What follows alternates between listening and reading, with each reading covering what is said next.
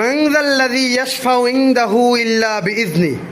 তাহলে আয়াতুল কুরসির এই অংশে আল্লাহ রাব্বুল আলামিন বলেছেন, কে আছে এমন যে তার অনুমতি ব্যতীত তার নিকট সুপারিশ করতে পারে।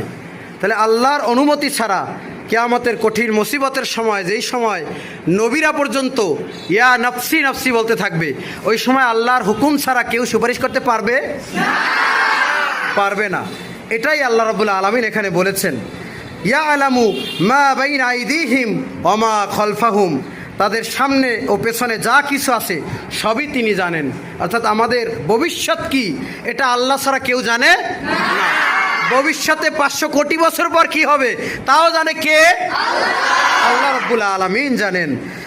ওয়ালা ইউহিতুনা বিশাইয়্যিম মিন ইলমিহি ইল্লা বিমা শা।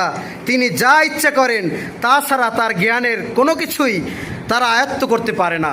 অর্থাৎ আল্লাহ আমাদের যতটুকু জ্ঞান অর্জন করার তৌফিক দিয়েছেন ততটুকুই আমরা অর্জন করতে পারি, ততটুকুই আমরা অ্যাচিভ করতে পারি, অ্যাকনলেজ করতে পারি।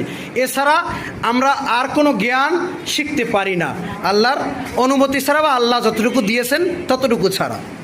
ওয়াসিয়া কুরসিয়্যুহুস সামাওয়াতি ওয়াল আরদ। আর তার কুরসি অর্থাৎ আল্লাহ রাব্বুল আলামিন আরশে আজিমে আছেন, সপ্তম আসমানের উপরে আরশে আজিম। সে আরশে আজিমের উপরে আল্লাহর কুরসি আছে। সেই কুরসিটা আসমান এবং পৃথিবীর চেয়েও অনেক বড়। বলি সুবহানাল্লাহ। ওয়ালা ইয়াউদুহু হিফযুহুমা।